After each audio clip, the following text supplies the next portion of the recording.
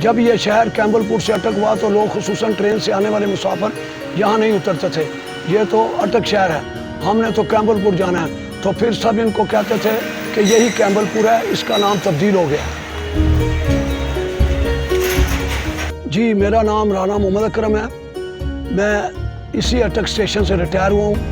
मैं as a special ticket examiner मेरी duty थी और मेरी रहायश अटक में ही है।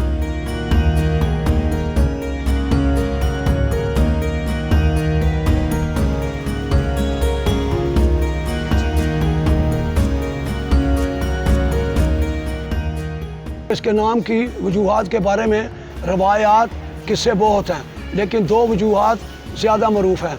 एक तो मशहूर है कि यहाँ दरियाए सिंध रुक रुक कर बहता है और इसको अटक का नाम दिया गया था। अकबरी दौर के किला की दफाई लिहाज से दुश्मन को रोकने या अटकाने वाला किले की मुनासबत से इसको अटक का नाम दिया गया। जी, जहाँ तक पुराने लोगों की बात है वो तो कैम्बलपुर से वाकिफ़ है, जबकि नई और नौजवान नस्ल इससे बिल्कुल वाकिफ़ नहीं है। अलबत्ता कहीं ज़रूरत पड़े तो इनको बताना पड़ता है पुराने नाम के बारे में। जी, मुग़ल बादशाह अकबर के दौर में 1581 में दरिया सिंध के किनारे एक किला तमीर किया गया।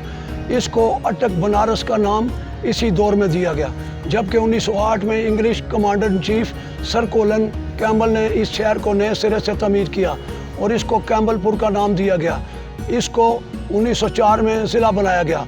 बाद में 1978 में कैम्बलपुर को अटक का नाम दिया गया। मुआशरे के वैसे ही मखसूस तबके की तरफ से इसका नाम की तब्दीली पर कोई रद्द-ए-अमल देखने में नहीं आया था। अलबत्ता KPK के जो लोग थे वो इस कैम्बलपुर से अटक का नाम तब्दीली पर बहुत खुश हुए थे और यहाँ आकर रहायश पसीर होना शुरू हो गए।